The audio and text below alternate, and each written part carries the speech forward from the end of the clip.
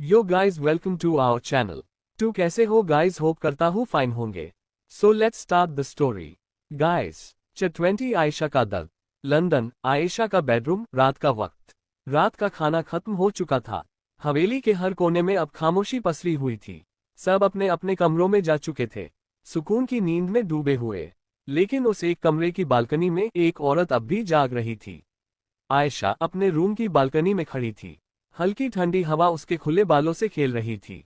उसने सिल्क की नाइटी पहनी थी और ऊपर से एक नेट का श्रग ओढ़ रखा था, जो उसकी कोमल परछाई को और भी नाजुक बना रहा था। बालकनी की रेलिंग पर हल्का झुककर वह दूर अंधेरे में कुछ देख रही थी। पर वो कुछ क्या था, कोई नहीं जानता था। शायद अतीत की परछाइयां, शायद कुछ अधूरी यादें। उसकी गहरी काली आंखों में धीरे धीरे नमी तैरने लगी। होंठ हिले और एक धीमी टूटी सी आवाज हवा में बिखर गई। उसे जिंदगी में भी मैं अकेली थी। उसे दुनिया में भी मैं अकेली थी। इस दुनिया में आकर मेरी कमी को, मेरे वजूद को पूरा किया है सिर्फ मेरे दोनों बच्चों ने। उसे दुनिया में मैं अकेले होकर भी खुद को बहुत बिजी समझती थी। लेकिन असली परिवार का मतलब नहीं पता था। यहाँ आकर मुझे असली परिवार का मतलब पता चला है। उसके लफ्जों के साथ ही आंखों से दो आंसू बह निकले, पर चेहरे पर कोई शिकवा नहीं था। सिर्फ एक सुकून था कि अब वो अकेली नहीं है। योजक चिन्ह। आयशा की बालकनी। रात का सन्नाटा। हल्की हवा अब और भी ठंडी लगने लगी थी, जैसे आसमान भी उसकी हालत समझ रहा हो। आयशा की आंखें अब भी अंधेरे में खोई थीं। कुछ पल यूं ही खामोश खड़ी रही, जैसे किसी जवाब का इंतजार हो। मगर फिर उसकी हल्की भीगी आवाज फिर हवा में घुल गई। वाकई आयशा के साथ बहुत बुरा हुआ है। उसने खुद के लिए तीसरे व्यक्ति में बोला, जैसे खुद से अलग होकर खुद को देख रही हो। परिवार होते हुए भी एक अनाथ की तरह जीना पड़ा। हमसफर होते हुए भी बिना हमसफर के जिंदगी गुजारी। और अब तो उसके घर वाले उसी के हस्बैंड की दूसरी शादी कराना चाह रहे थे। शायद अब तक हो भी गई होगी शादी। उसका गला रुंधने लगा था, लेकिन वो मुस्कुराए, एक कड़वी मुस्कान। लाइफ में आगे बढ़ गए होंगे सब। पर आयशा आयशा तो वहीं रुक गई थी, जहां उसने आखिरी बार किसी से प्यार किया था। उसकी आंखों से फिर दो आंसू गिरे, पर इस बार उसने उन्हें पोंछा नहीं, क्योंकि अब वो आंसू ही उसकी सच्चाई थे, उसके अकेलेपन की आवाज थे। योजक चिन्ह। लंदन। आयशा की बालकनी। रात का दूसरा पहर। आसमान अब और गहरा हो चुका था। तारे दूर दूर तक छिप चुके थे, जैसे सब कुछ अंधेरे में समा गया हो। आयशा कुछ पल यूं ही खामोश खड़ी रही, फिर उसकी पलकों ने खुद को धीमे से बंद कर लिया। उसने एक गहरी सांस ली, जैसे अपने सीने में भरे हुए तूफान को रोकने की आखिरी कोशिश कर रही हो। और जब उसने दोबारा अपनी आंखें खोली, तो उनमें वो मासूमियत नहीं थी, बल्कि एक अजीब सी सर्दी थी और हल्का सा सख्तपन। अब उसकी आंखों में सवाल थे, खुद से और उस किस्मत से जिसने उसे यहाँ तक ला दिया। उसने खुद को बाहों में जकड़ते हुए फुसफुसाया, मुझे मुझे क्यों इतनी तकलीफ हो रही है? क्यों क्यों इतना फर्क पड़ रहा है मुझे? अगर वो शख्स आगे बढ़ भी गया है, तो मुझे क्या? आवाज में कंपी थी, एक थकी हुई रूह की। लेकिन जितना वो खुद को समझाने की कोशिश कर रही थी, उतना ही टूटती जा रही थी अंदर से। उसे तो कभी फर्क नहीं पड़ा, तो मैं क्यों अब भी उसके ख्यालों में उलझी हूं? वो कुछ पल तक चुप रही, फिर अपनी आंखों को जोर से बंद कर लिया, जैसे उन यादों को वहीं रोक देना चाहती हो। योजक चिन्ह। लंदन। आयशा की बालकनी। रात गहराती जा रही है। हवा अब और तेज चलने लगी थी, जैसे वो आयशा के अंदर उठते तूफान को समझ रही हो। आयशा की आंखों से बहते आंसू अब उसके गालों पर नहीं रुक रहे थे, वो बस बहते जा रहे थे, जैसे अब रोकने की भी कोई कोशिश नहीं बची थी। उसकी आवाज टूटी, डूबी, लेकिन हर लफ्ज सीधा दिल को चीरने वाला था। मुझे इसलिए फर्क पड़ा है, क्योंकि मैं उस दुनिया में भी अकेली थी। किसी से पहली बार दिल लगाया था, और उसने भी उसी तरह मेरा दिल तोड़ दिया। उसकी उंगलियां बालकनी की रेलिंग पर कस गईं, और होंठ कांपते हुए फिर बोले, और इस दुनिया में आकर भी इस आयशा के साथ भी वही हुआ। धोखा, विश्वासघात और बेगानापन। उसकी नजरें अब आकाश की ओर थीं, मगर उम्मीद कहीं नहीं थी। जिसे अपना सब कुछ समझा, उसने कभी मुझे अपना माना ही नहीं। घर वाले कभी अपने थे ही नहीं। और वो शख्स जिसे मैंने आज नहीं, बचपन से चाहा, जिसके लिए सब कुछ कुर्बान कर दिया, अपने ख्वाब, अपने अरमान, अपनी पहचान तक छोड़ दी, वो भी कभी मेरा नहीं हुआ। अब उसकी आवाज टूट चुकी थी, पर दर्द और साफ झलक रहा था। बस इसलिए फर्क पड़ता है मुझे, क्योंकि मैं सिर्फ प्यार चाहती थी, वो प्यार जिसकी हकदार थी मैं। उसकी आंखें अब लाल हो चुकी थीं और होठों पर सन्नाटा था। आयशा अब भी वहीं खड़ी थी, मगर अब वो आयशा वैसी नहीं थी। अब उसमें एक खालीपन था, एक सर्द जंग योजक चिन्ह। आयशा का रूम, रात का तीसरा पहर। मुझे इस आयशा का दर्द महसूस हो रहा है, आयशा ने खुद से कहा। एक गहरी सांस ली और फिर जैसे ही वो कुछ और सोचने लगी, अचानक अंदर से दो मासूम सी आवाजें आईं। आ हाँ, वो रोने की धीमी टूटती हुई सी आवाजें थीं, मफिन और कपकेक की। आयशा एक पल में चौंकी। उसकी आंखों में दर्द की जगह अब ममता उतर आई थी। वो तुरंत पलटी, अपने आंसू पोंछती हुई अंदर दौड़ी। जैसे ही कमरे में पहुंची, उसने देखा क्रेडल में उसके दोनों नन्हे फरिश्ते आंखें मसलते हुए रो रहे थे। मफिन की छोटी सी उंगलियां हवा में मम्मा को ढूंढ रही थीं और कपकेक अपनी नन्ही मुट्ठी से चादर को पकड़कर खींच रहा था। आयशा का दिल एक पल को और टूट गया, लेकिन इस बार दर्द नहीं, सिर्फ ममता छलकी। वो झुककर दोनों को बाहों में समेट लेती है। बस मेरे बच्चों, मम्मा आ गई। उसकी आवाज में अब सुकून था, नरमी थी, जैसे मां बनने का एहसास हर दर्द पर मरहम रख देता है। वो दोनों को प्यार से चूमती है, धीरे धीरे गोद में उठाकर बेड पर बैठ जाती है और एक एक कर दोनों को दूध पिलाने लगती है। उन मासूम आंखों ने अब मम्मा को देखकर रोना बंद कर दिया था। उनके चेहरे पर सुकून था और आयशा की आंखों में अब सिर्फ प्यार था, बेहद गहरा, निस्वार्थ, माँ वाला प्यार। आयशा उनके बालों को सहलाते हुए धीमे से बुदबुदाई, मेरे मफिन, मेरे कपकेक, दुनिया में अगर कोई सच में मेरा है तो वो सिर्फ तुम दोनों हो। बाहर रात अभी भी अंधेरी थी, लेकिन उस कमरे में अब रोशनी थी, एक माँ के प्यार की। उसके दोनों बच्चे अपनी मामा को देखकर काफी खुश हो जाते हैं और उसकी गोद में जाने के लिए उसके पास आ जाते हैं। आयशा भी उन्हें देखकर मुस्कुराती है और उन्हें अपनी गोद में लेकर बेड की तरफ चली जाती है। बेड पर जाकर वह अपनी नाइटी को ऊपर करती है और दोनों को साथ में ही फीडिंग करने लगती है। दोनों बच्चे फीड इन कर लेते हैं और आयशा को अपनी छोटी छोटी आंखों से टुकुर टुकुर देखते रहते हैं। आयशा भी उन्हें देखकर मुस्कुराती है और थोड़ी देर उनका रूम में लेकर टहलती है और उसके बाद उसके दोनों बच्चे दोबारा सो जाते हैं। ये देखकर ऐसा गहरी सांस लेती है और उन दोनों को अपने साथ बेड पर लेटकर अच्छे से उन बच्चों के चारों तरफ ये लगती है और खुद भी उनके साथ अच्छे से एडजस्ट होकर सो जाती है। Daily routine. अगली सुबह, राजावत पैलेस। आयशा अपने डेली रूटीन को फॉलो करते हुए उठ जाती है सुबह के 5 बजे ही और उसी के साथ उसके कपकेक एंड मफिन भी उठ जाते हैं। कपकेक और मफिन की हमेशा की आदत थी कि वह आयशा के साथ उठ जाया करते थे और वह आयशा को परेशान तो नहीं करते थे, लेकिन वह अपनी माँ को एक्सरसाइज करते हुए देखते हैं और उसके बाद उनकी बेबी ऑयलिंग होती थी जो आयशा और कीर्ति जी साथ मिलकर करते थे। आयशा को तो अब आने लगी थी, वरना अनुप्रिया जी यानी कि दादी जी और कीर्ति जी दोनों बच्चों को संभालती थी और दोनों बच्चों को बेबी एक्सरसाइज एंड ऑयलिंग करके नहलाकर रेडी करती थी। आयशा आज भी अपने समय के हिसाब से उठ जाती है और अपने बच्चों को भी साथ में लेती है और एक सर्वेंट की हेल्प से बच्चों का बेबी ऑयलिंग का सारा सामान और कपड़े वगैरह लेकर वह बाहर गार्डन एरिया की तरफ चली जाती है। इस वक्त सुबह के 4:30 थे और धूप भी हल्की हल्की निकली थी और काफी खूबसूरत धूप थी और काफी खूबसूरत सुबह भी थी। गार्डन में आयशा आती है तो वहां कीर्ति जी और अनुप्रिया जी पहले से ही मौजूद थे। आयशा उन्हें देखकर गुड मॉर्निंग विश करती है और उनके गले लगाती है। अनुप्रिया जी और कीर्ति जी भी उससे गले लगा लेती है खुशी से और उसके बाद आयशा पहले दादी जी और अपनी मम्मी के साथ मिलकर थोड़ी बहुत एक्सरसाइज यानी कि योगा करती है और उन्हें योगा के स्टेप बताती है। अनुप्रिया जी के घुटनों में काफी दर्द रहता था, यानी कि दादी जी के घुटनों में काफी दर्द रहता था और आयशा उनका बहुत ख्याल रखती थी। आयशा को भले ही आए हुए यहाँ 2 साल हुए हो, लेकिन ये राजावत फैमिली उसे अपनी फैमिली से बढ़कर भी लगती थी। उसने शुरुआत में कीर्ति जी को उस पर ममता भरा प्यार लुटाते हुए देखा था, इसलिए उसने भी सब कुछ भूलकर कीर्ति जी और करण जी को अपना मम्मी पापा मान लिया और करण जी और कीर्ति जी भी आयशा तो अपनी औलाद से बढ़कर प्यार करते हैं। अच्छा, थोड़ी देर में दादाजी यानी कि शोभित राजावत और कारण राजावत यानी कि आयशा के पापा जी भी वहां आ जाते हैं। इसी के साथ अंशी, अभियान और अमृता भी आ जाते हैं। अभियान और अमृता हस्बैंड वाइफ थे। उन दोनों की शादी को 3 साल हो चुका था, लेकिन इसी साल अमृता को भी बच्चे होने वाला था क्योंकि वह प्रेग्नेंट थी 7 महीने से और आयशा उसके साथ भी मिलकर हर एक योगा करती थी जो उसने अपनी प्रेगनेंसी के टाइम पर किए थे। अंशी वह तो सबसे बड़ी बच्ची थी और अपने मफिन और कपकेक के साथ मिलकर बहुत मस्ती किया करती थी। करण जी की तो जान थे मफिन कपकेक और दादाजी कपकेक और मफिन को बहुत प्यार करते थे। थोड़ी देर में सारी राजावत फैमिली गार्डन एरिया में मौजूद थी और सभी लोग आराम से बैठे हुए थे। बच्चों की बेबी ऑयलिंग एंड एक्सरसाइज हो रही थी जो कि दादी जी और कीर्ति जी मिलकर कर रहे थे और दोनों बच्चे आराम से सब कुछ बहुत अच्छे से एंजॉय कर रहे थे।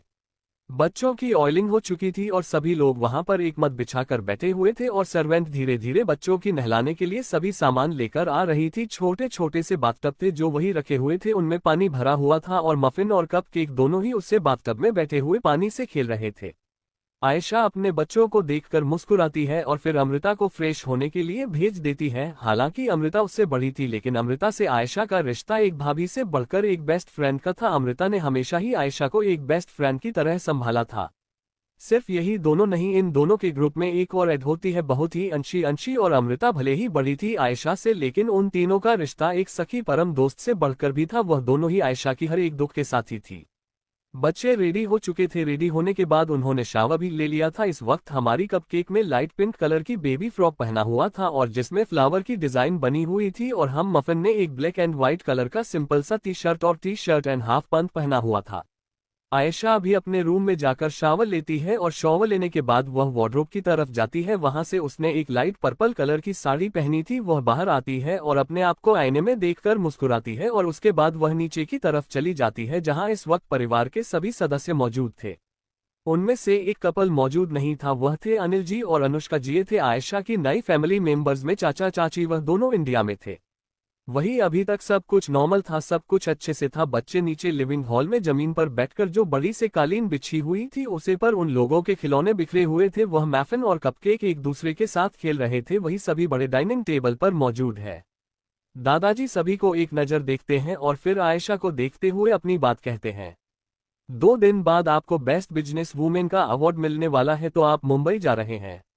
आयशा जो ब्रेकफास्ट कर रही थी उसके हाथ रुक जाते हैं। वह अपनी नजर उठाकर दादाजी की तरफ देखकर अपना सर हिला देती है, तो वही दादाजी आयशा का रिएक्शन देखकर गहरी सांस लेते हैं और फिर सभी घर वालों को देखते हुए कहते हैं, तो ठीक है, सब लोग अपनी तैयारी कर लीजिए। अब हम लोग वहीं मुंबई में शिफ्ट होंगे और हमारा बिजनेस का एक ब्रांच वहां भी है, तो हम अब वहां से हर कंपनी को लीड करेंगे।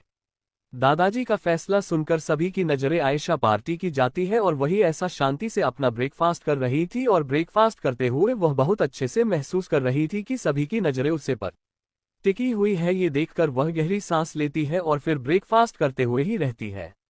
दादाजी ने जो सोचा है अच्छा ही सोचा होगा, मुझे कोई एतराज नहीं है। मैं चलने के लिए तैयार हूँ और वहां रहने के लिए भी तैयार हूँ। इसके बाद आयशा अपना ब्रेकफास्ट शांति से करती है और घर वाले भी उसका ऐसा रिएक्शन और ऐसा जवाब सुनकर पहले तो शॉक हुए थे, क्योंकि आयशा कभी वापस इंडिया नहीं जाना चाहती थी। लेकिन जब सब ने सुना कि आयशा को अवार्ड मिलने वाला है, वह भी मुंबई में, तो सभी परेशान भी थे कि आयशा जाएगी कि नहीं। लेकिन सभी आयशा के फैसले से खुश भी थे, क्योंकि अब वक्त आ चुका था कि आयशा सबका सामना करे। सबका दादाजी की खुशी। अब आगे दूसरी तरफ India, Oberoi villa. Oberoi villa में सभी लोग अपने डेली रूटीन को फॉलो करते हुए उठ चुके थे और सभी लोग इस वक्त ब्रेकफास्ट टेबल पर मौजूद थी। दादाजी भी अपनी हेड चेयर पर बैठकर आराम से नाश्ता कर रहे थे। उनके साथ ही उनके बड़े बेटे प्रथम और दूसरे बेटे शैलेश जी वहीं बैठे हुए थे। उनके साथ ही उनकी बीवी लोग भी बैठी हुई थी और कुंती की भी दादाजी के बगल वाली चेयर में बैठी हुई थी। राइट साइड वाली फर्स्ट चेयर पर वह बैठी थी और लेफ्ट साइड की फर्स्ट चेयर पर प्रथम जी बैठे हुए थे। उनके बगल में साक्षी जी बैठी थी और शैलेश जी बैठे थे। शैलेश जी के सामने वाली चेयर पर यानी कि दादी जी के बगल में सुनंदा जी बैठी हुई थी। घर के सभी बच्चे भी मौजूद थे। प्रियम, सोनाक्षी, आकाश, अर्नव सभी लोग बैठकर आराम से ब्रेकफास्ट कर रहे थे। वैसे तो सोनाक्षी की शादी आदित्य से हो चुकी है, लेकिन वह अपने मायके आई है कुछ दिन के रहने के लिए। हेयर अर्नव, आकाश और प्रियम तीनों ही बैठे हुए थे कि तभी शैलेश जी और प्रथम जी एक दूसरे को देखकर कुछ इशारा करते हैं। इसके बदले में प्रथम जी प्रियम, अर्नव, आकाश को देखते हुए कहते हैं, कल अवार्ड शो होने वाला है बेस्ट डिजाइनर और बेस्ट कंपनी को लेकर, तो सारी तैयारियां हो चुकी है। अर्नव और आकाश, प्रियम जो आराम से नाश्ता कर रहे थे, सर झुकाकर प्रथम जी की बात सुनकर उनकी नजरें प्रथम जी की तरफ चली जाती है। प्रियम, आकाश और अर्नव एक दूसरे को देखते हैं तो आकाश उनकी बातों का जवाब देते हुए कहता है, हाँ पापा, सब तैयारी हो चुकी है और सारे डिजाइनर भी रेडी है और मॉडल भी तैयार है, सब कुछ परफेक्ट है एकदम। आकाश की बात सुनकर प्रथम जी, शैलेश जी एक दूसरे को देखते हैं और फिर अपने पिताजी की तरफ देखते हैं जो खामोशी से अपना सूप पी रहे थे। ये देखकर वह दोनों गहरी सांस लेते हैं और फिर सर झुकाकर ब्रेकफास्ट करने लगते हैं। ब्रेकफास्ट करने के बाद प्रियम, आकाश और अर्नव तीनों अपनी जगह से खड़े होते हैं और दादी माँ और अपनी मम्मी लोग का आशीर्वाद लेकर वह लोग अपनी कंपनी के लिए निकल जाते हैं। अर्नव ने लाइट ब्लू कलर का बिजनेस सूट पहना था, प्रियम ने लाइट ग्रीन कलर का बिजनेस सूट पहना था और आकाश में ब्लैक कलर का बिजनेस सूट पहना था। आकाश, अर्नव बड़े थे और प्रियम उनसे 2 साल छोटा था। उन लोगों के जाने के बाद दादाजी लिविंग हॉल में आकर बैठ जाते हैं। प्रथम जी और शैलेश जी एक दूसरे को देखते हैं और फिर वह भी आकर लिविंग हॉल में बैठ जाते हैं। वह सही मौके का इंतजार कर रहे थे अपने पिताजी से बात करने का, और इस वक्त उनके पिताजी अकेले थे तो उन दोनों को बात करना बहुत जरूरी था। दादाजी वहीं बैठे हुए थे और उनके हाथ में एक अखबार था, वह अखबार पढ़ रहे थे। वही शैलेश जी और प्रथम जी एक दूसरे को देखकर इशारा करते हैं तो प्रथम जी अपने कदम आगे बढ़कर दादाजी के सामने वाले चेयर पर जाकर बैठ जाते हैं। शैलेश जी भी उनके साथ आकर बैठ जाते हैं। शैलेश जी और प्रथम जी एक दूसरे को देखते हैं और फिर प्रथम जी शैलेश जी को इशारा करते हैं तो शैलेश जी गहरी सांस लेकर अपनी बात शुरू करते हैं। पिताजी, हमने अर्नव से बात कर ली है, कल रात को वह शादी के लिए तैयार है, आप जब भी कहेंगे वह तब शादी करने के लिए तैयार है। कुलभूषण जी यानी कि दादाजी जो अखबार पढ़ने का दिखावा कर रही थी, वह शैलेश जी की बात सुनकर अखबार पर ही अपनी नजर जमाए हुए कहते हैं, इस बारे में तुम्हें हमसे नहीं शंकर से बात करनी चाहिए, क्योंकि उसकी पोती की शादी तुम्हारे बेटे के साथ हो रही है, तो तुम उसे जाकर बात करो, इस मसले में मुझसे मत करो बात। ऐसा कहकर दादाजी अखबार को फोल्ड करके वही रखते हैं और उसके बाद अपनी छड़ी उठाकर गार्डन की तरफ चले जाते हैं। वहीं दूसरी तरफ लंदन, आयशा इस वक्त ब्रेकफास्ट करने के बाद अपने बच्चों को देखते हैं और फिर उनको बाय करते हुए वहां से अपने ऑफिस के लिए चली जाती है, क्योंकि थोड़ा बहुत कम उसे समेटना था और आज शाम तक ही वह लोग इंडिया जाने वाले थे, तो उसे हिसाब से थोड़ा बहुत उसे मैनेज करना था कुछ चीज, इसलिए वह ऑफिस जा रही थी और 1 घंटे में वापस आ जाने वाली थी। राजावत फैमिली के दादाजी काफी खुश थे ये जानकर कि आयशा ने उन्हें मना नहीं किया, इसलिए वह भी सभी घरवालों को अपनी पैकिंग करने के लिए कह देते हैं। खैर की और अनुप्रिया जी यानी कि दादी जी और कीर्ति जी यानी कि मम्मी जी, वह दोनों बच्चों को संभाल रही थी, यानी कि मफिन और कप केक उनकी देखरेख में इस वक्त थे। उन्होंने सर्वेंट से कहकर थोड़ी बहुत पैकिंग करने के लिए कह दी थी, क्योंकि वह जानती थी वहां जाकर उन्हें वैसे भी सभी चीज मिलाने वाली थी, जो कुछ जरूरी था वह पैकिंग वह खुद करने वाली थी। 1 घंटे बाद आयशा अपना सारा काम समेटकर ऑफिस से राजावत विला वापस आ जाती है। आते ही सबसे पहले वह अपने रूम में जाती है, उसकी नजर क्रेडल में जाती है जहां पर उसके दोनों बच्चे सो रहे थे, सुकून से होती है। उसके बाद वॉशरूम जाकर फ्रेश होती है, फेस वॉश करके बाहर आती है तो अचानक से उसे कुछ याद आता है, फौरन अपना फोन लेती है और एक नंबर डायल करती है। वहीं दूसरी तरफ इंडिया में दादाजी अभी गार्डन में आए ही हुए थे कि तभी उनके पास रामाचार्य जी भागते हुए आते हैं। उनके हाथ में इस वक्त फोन था और स्क्रीन पर लाडो शो हो रहा था। दादाजी रामाचार्य जी की तरफ देखते हैं तो वह दादाजी की तरफ फोन बढ़ा देते हैं। दादाजी फोन की तरफ देखते हुए खुशी से मुस्कुरा देते हैं और फौरन फोन पिक कर लेते हैं तो उधर से आयशा की चाहती हुई आवाज आती है, जिसे सुनकर दादाजी सुकून से अपनी आंखें बंद कर लेते हैं और वह खामोशी से आयशा की आवाज सुनते रहते हैं। आज वह तकरीबन 1 महीने बाद अपने लाडो की आवाज सुन रहे थे। इन 2 सालों में आयशा दादाजी के टच में तो थी, लेकिन बहुत कम, वह जल्दी बात नहीं किया करती थी और दादाजी को मफिन और कप केक के बारे में भी पता था। थोड़ी देर बात करने के बाद दादाजी फोन रख देते हैं और वहीं दूसरी तरफ लंदन में आयशा भी अपना फोन रख देती है, इसे जो बताना था उसने बता दिया था। फोन को देखकर गहरी सांस लेती है और अपने बच्चों को देखते हैं और उसके बाद ही कुछ जरूरी डॉक्यूमेंट्स जो कपबोर्ड में रखे हुए थे उनको कलेक्ट करते हुए वह एक बैग में रखती है। इसी तरह शाम हो जाती है और शाम को राजावत विला के गार्डन में एक प्राइवेट जेट खड़ा था और राजावत फैमिली उसने बैठ जाती है और अपना सफर शुरू कर देती है। वहीं दूसरी तरफ इंडिया में इसी तरह सुबह से दोपहर, दोपहर से शाम हो जाती है। दादाजी ने जब से आयशा से बात की थी तब से उनके चेहरे पर मुस्कुराहट जाने का नाम ही नहीं रहेगा। ये जानकर तो वह और भी ज्यादा खुश थे कि उनकी आयशा अब वापस आ रही है, वह बहुत खुश है। और घर वाले उनकी खुशी का राज नहीं जानते थे और ना ही दादाजी ने किसी को खुलकर कुछ बताया था। कहानी अच्छी लग रही हो तो प्लीज लाइक कर दीजिए। कुंती दादी की बेचैनी। फोन को देखकर गहरी सांस लेती है और अपने बच्चों को देखते हैं और उसके बाद ही कुछ जरूरी डॉक्यूमेंट्स जो कपबोर्ड में रखे हुए थे उनको कलेक्ट करते हुए वह एक बैग में रखती है। इसी तरह शाम हो जाती है और शाम को राजावत विला के गार्डन में एक प्राइवेट जेट खड़ा था और राजावत फैमिली उसने बैठ जाती है और अपना सफर शुरू कर देती है। वहीं दूसरी तरफ इंडिया में इसी तरह सुबह से दोपहर, दोपहर से शाम हो जाती है। दादाजी ने जब से आयशा से बात की थी तब से उनके चेहरे पर मुस्कुराहट जाने का नाम ही नहीं रहेगा। ये जानकर तो वह और भी ज्यादा खुश थे कि उनकी आयशा अब वापस आ रही है, वह बहुत खुश है। और घर वाले उनकी खुशी का राज नहीं जानते थे और ना ही दादाजी ने किसी को खुलकर कुछ बताया था। राजावत फैमिली वहां से लंदन से तकरीबन शाम के 5 बजे तक बैठी थी और वह लोग अपने प्राइवेट जेट से मुंबई आ रहे थे, तो 8 से 9 घंटे लगना ही था। उन लोगों को तकरीबन रात 2 से 3 बजने वाले थे यहां आते आते। वहीं दूसरी तरफ इंडिया में ओबरॉय विला।